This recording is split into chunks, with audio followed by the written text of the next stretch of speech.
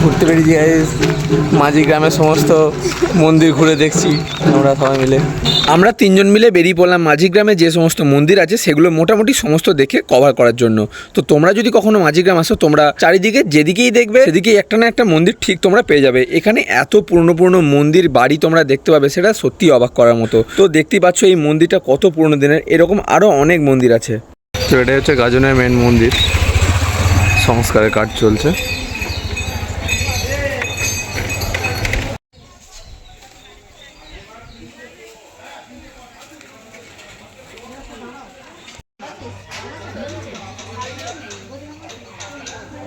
এখানে তোমরা দেখতে পাচ্ছ একটা বিয়েবাড়ির গেট, যেখানে লেখা আছে শুভ বিবাহ বন্ধনে শিব শাকম্ভরী, অর্থাৎ শিব ঠাকুর এবং শাকম্ভরী মাতার শুভ বিবাহ। শুনে অনেকটা অবাক লাগলেও কথাটা সত্যি। এখানে প্রতি বছর নির্দিষ্ট দিন ধরে হিন্দু ধর্মের মতে শিব ঠাকুর এবং শাকম্ভরী মাতার বিয়ের একটা ব্যবস্থাপনা করা হয়। এই বিয়েবাড়ির মধ্যে যে সমস্ত নিয়ম হিন্দু ধর্মে পালন করা হয় সেই সমস্ত নিয়মই পালন করা হয়। এবার আমি ব্যাপারটা পুরোপুরি সম্পূর্ণভাবে জানি না, শুনেছিলাম সবারই মুখে, সেটুকুই আমি বললাম। এখানে তোমরা দেখতেই পাচ্ছ যে মন্দিরের মধ্যে বিয়ের পিঁড়ি করা আছে, এখানে সাজানো হয়েছে, আলপনা দেওয়া হয়েছে। তো মন্দিরটাও দেখতে খুবই সুন্দর। এই ব্যাপারটা খুব ভালোভাবে গুছিয়ে তোমরাই বলতে পারবে যারা মাঝি গ্রামে থাকো। তো শিব ও শাকম্ভরী মাতার যে বিয়ের ব্যাপারটা সেটা কিভাবে হয় না হয় সেটা সমস্তটা যদি কেউ পারো তো কমেন্ট বক্সে ডেসক্রাইব করে ভালোভাবে লিখে দিও। জিনিসটা জানার আমারও খুব আগ্রহ আছে। তো দেখতেই পাচ্ছ যে হিন্দু ধর্মে যেভাবে বিয়ে হয় এবং বিয়ের পিঁড়িতে যেভাবে আলপনা দেওয়া হয় ঠিক সেরকমভাবে আলপনা দেওয়া আছে, এবং মন্দিরটা এখানে সত্যিই খুব সুন্দর। তো তোমরা দেখলে এই ব্যাপারটা তোমাদেরও শুনে কেমন ইন্টারেস্ট লাগলো কমেন্টে জানিও, এবং যারা এই ব্যাপারটা জানো, এই ঘটনাটা জানো, কমেন্টে কিন্তু জানাতে ভুলবে না। হ্যাঁ,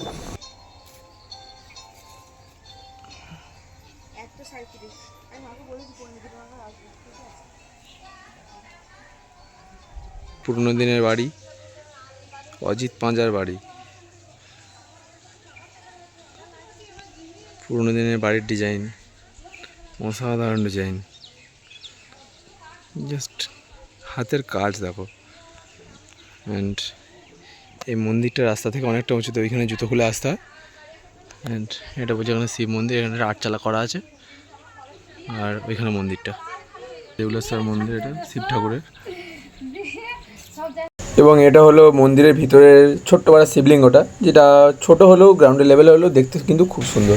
এরপরে কিছুক্ষণ ঘুরতে ঘুরতে চলে এলাম একটা কালী মন্দিরের কাছে, এবং কালী মন্দিরটাও বেশ খুব সুন্দর লাগলো ছোট্ট পাড়ার মধ্যে, এবং ভিতরে কালী ঠাকুরের মূর্তিটাও এত সুন্দর।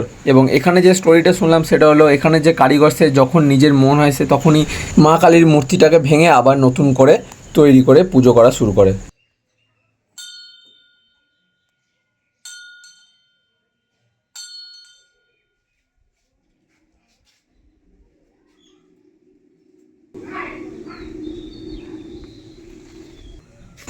এখানে মা কালীর রূপ এবং মা কালীর সাজ আমার সত্যি খুব সুন্দর লেগেছে। তোমাদের কেমন লাগলো কমেন্টে জানিও। তারপর আবারও কিছুক্ষণ ঘুরতে ঘুরতে চলে এলাম আবার একটা ছোট্ট শিব মন্দিরে, এবং এখানে দেখতেই পাচ্ছ যে ভিতরে শিবলিঙ্গ আছে একটা।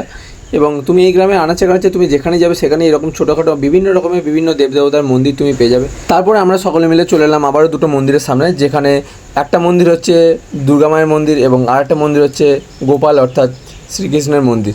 তো এখানে তোমরা দেখতেই পাচ্ছ এখন তো দুর্গাপুজো হয় না, সো দুর্গা মূর্তি এখানে নাই, তাই দুর্গার একটা পিকচার টাঙানো আছে মন্দিরের ভিতরে। তো মন্দিরটা বেশ বড়, এবং মন্দিরের ডিজাইনটা আমার অনেকটা বাঁকুড়ার বিষ্ণুপুরের রাসমঞ্চের মতো লাগলো। তো যাই হোক, এখানে ভাইকে বললাম যে গোপাল মন্দিরের গেটটা খোলার জন্য, ও আস্তে আস্তে গেটটা খুললো, এবং তোমাদেরকে দেখায় চলো এখানে ভিতরে কী সুন্দর গোপালকে ভোগ দিয়ে গেছে দুপুরের, এবং কত সুন্দরভাবে সাজিয়ে রেখেছে।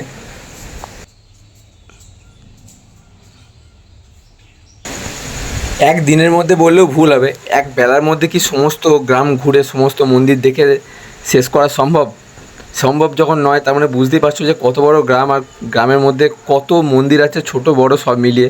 তাই এই ভিডিওর মধ্যে তোমাদের যতটুকু দেখাতে পারলাম তোমাদের কেমন লাগলো জানিও। তোমাদের গ্রামে যদি আবারও পরে যাই তো সমস্ত গ্রামের ভিডিও যদি করতে পারি অবশ্যই ভালো লাগবে। আর এই মন্দিরটাকে নিয়ে নতুন কিছু বললাম না, কারণ এটা হচ্ছে ভৈরবতলা, এটা তোমরা আগের ভিডিওর প্রথমেই দেখে নিয়েছো। তো আগের ভিডিওটা যদি না দেখে থাকো তো অবশ্যই দেখো, ভালো লাগবে। তো সমস্ত ভিডিওগুলো কেমন লাগলো কমেন্টে অবশ্যই জানিও। আর মাঝিগ্রাম থেকে যারা দেখছো তারা যেন অবশ্যই লাইক, কমেন্ট, শেয়ার এবং সাবস্ক্রাইব করতে ভুলবে না। চলো টাটা, বাই বাই।